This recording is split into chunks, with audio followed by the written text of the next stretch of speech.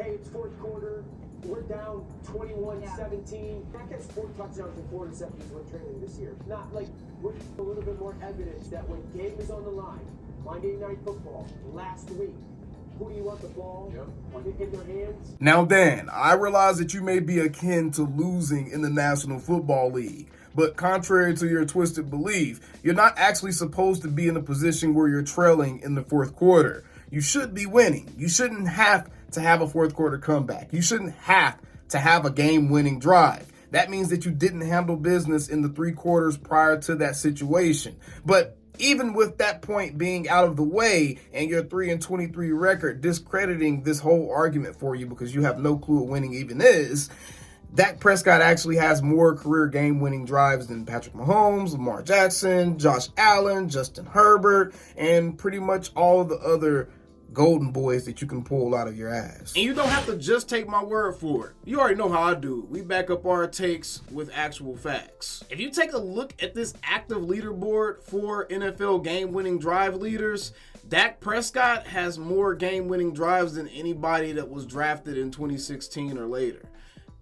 Yeah, Dan, what are you talking about, bud? Like I said, Josh Allen, Jared Goff, Patrick Mahomes, Justin Herbert, all of these guys are behind him. Lamar Jackson, whoever you want to name, they're behind Dak Prescott in game-winning drives. And remember, he missed an entire season in 2020, so you can go ahead and take one of those years of advantage that he has over those other quarterbacks off. The fact still remains, that point doesn't hold up. And by the way, this just goes to prove my point too. I don't think most of these dudes at the top of this list you would want necessarily leading your franchise. Derek Carr, Andy Dalton, Ryan Tannehill. Is this the stat that y'all are trying to bank your arguments on? No longer Deke and Doug. They picked their spots very much like they picked their celebration points, and now their offense is rolling. Now the biggest test will be down the stretch. They play 5 really good teams, winning football teams, and as always, that's how we'll determine how good the Dallas Cowboys are.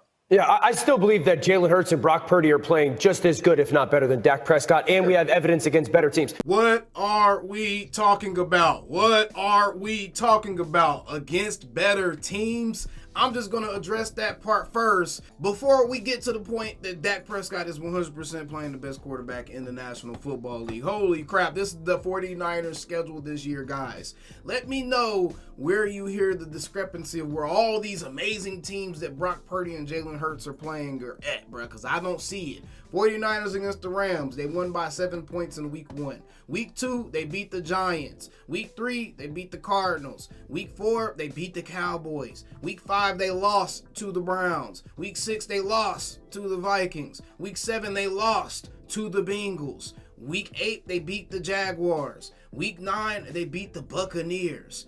Week 10, they beat the Seahawks last night, and the Cowboys are about to play the Seahawks next. What are we talking about, bro? Who are the 49ers? Who on this schedule that the 49ers have played do y'all believe this year are legitimately a Super Bowl contender that's not named the Dallas Cowboys on this schedule? And they beat them. Who did they play and beat that you feel like is a Super Bowl contender? Rams? Giants? Cardinals? Us? Must be us. Y'all must be the ones giving us a lot of the credit for these guys' schedule. I just don't understand what we're getting at here. That's the 49ers schedule. Let's look at the Eagles schedule. Let's do the same thing here with the Eagles schedule. First game of the season, Patriots, okay? We played the Patriots. Vikings, okay? The Vikings.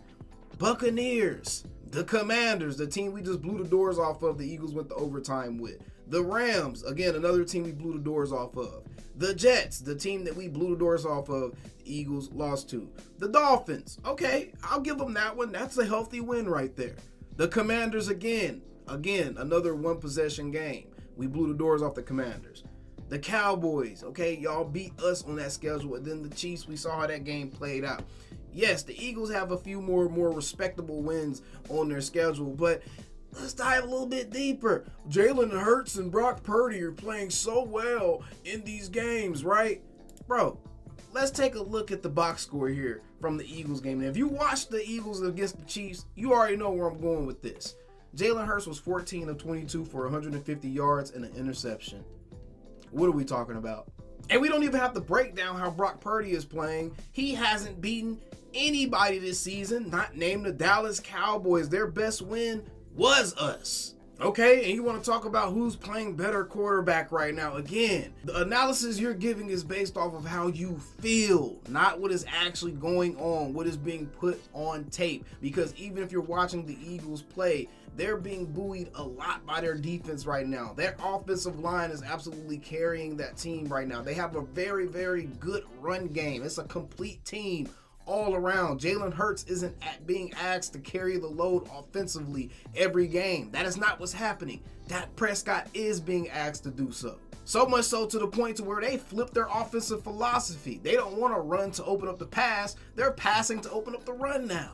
But again, let's entertain it. Dak Prescott is 4th in the NFL in overall passing yards and like 30 yards away from being top 3. Which is better than Jalen Hurts or Brock Purdy. Okay, passing yards per game. Again, his stats are better than Jalen Hurts or Brock Purdy, and Jalen Hurts isn't even really in the screen on some of these.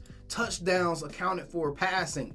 Dak Prescott is leading the NFL in touchdowns passing right now with the same amount of games played as Josh Allen. So it's not just because we had that Thursday game for Thanksgiving. They both have 11 games played, and with all things even and Dak playing the same amount of games as the rest of these dudes is up here on this list, he has 23 touchdowns, which leads the NFL. Better than Brock Purdy, and Jalen Hurts is way, way, way down on the list with just 15 passing touchdowns. Dak is just barely a smidgen behind Brock Purdy in one statistic, which is QBR, and by barely I mean 0.4 of a stat point is he behind for leading the entire NFL in QBR. Jalen Hurts is more than 10 points behind those two guys in QBR. Why is he even in this discussion? And again, Dak Prescott is 2nd in the league in quarterback rating. Brock Purdy is 1st right now. So you could probably make a respectable argument for Brock Purdy and talk about how he's playing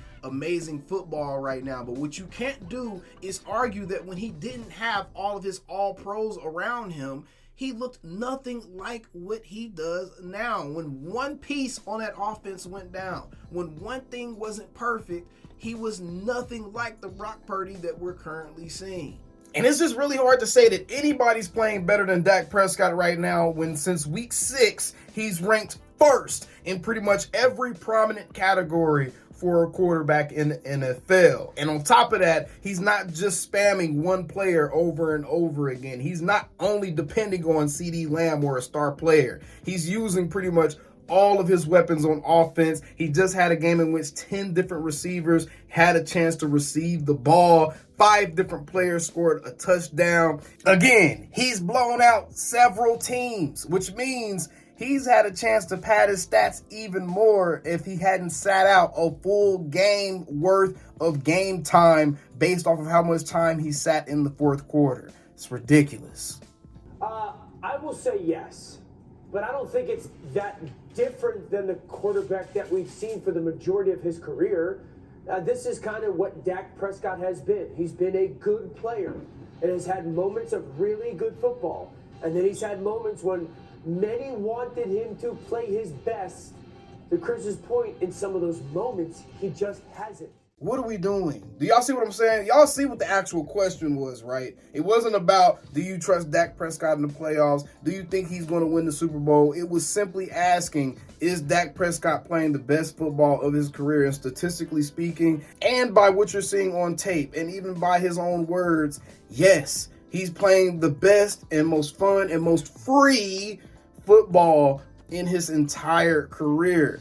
There was no reason at all, and no other player gets this done to them. There was no reason at all to start talking about anything other than this season, and is the football that he's currently playing the best of his career thus far? The answer is clearly yes. I don't know why or who or when someone gave Dan Orlovsky a license to talk about what good football looks like. Because Dan Orlovsky would not know what good football looked like if it wore a Kelly Green Eagles jersey, walked into his home, and finally gave his wife some good pipe for the first time in 20 years. How the Dallas Cowboys opened the season against the New York Giants? Remember the score of that game? Jets career, so they had to go against Zach Wilson. You remember the score of that game? 31-10? 30-10.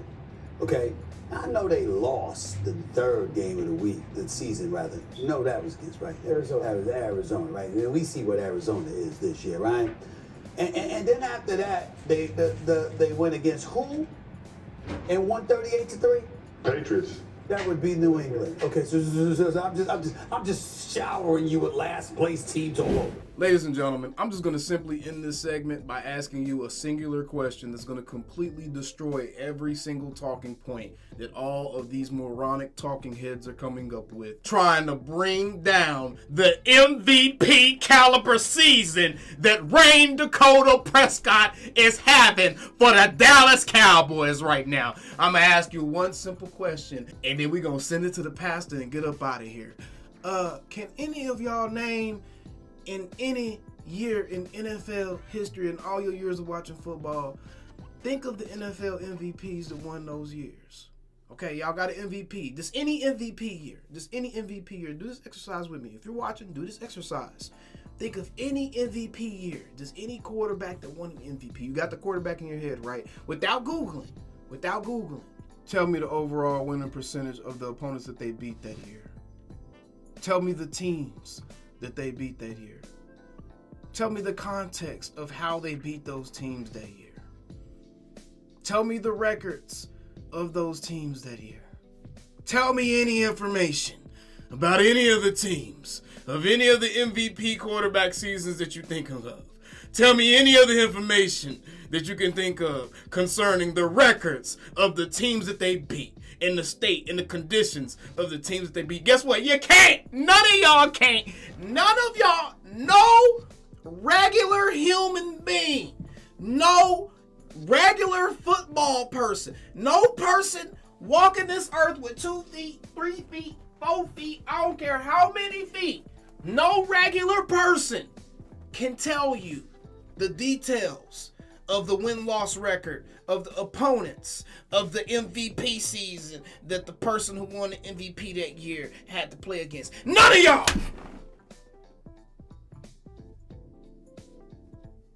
Man, take it away, Pastor. I'm out of here. How about them Cowboys? I'll see you, Deron Bland. Dak Prescott for MVP. DB for DP. Oh, wow. Calling me, texting me, paging me, asking me, am I still them boys? Y'all usually check on me. Listen. I'm still them boys. Hey! Woo, push on my bullshit. Hey! I'm still them boys.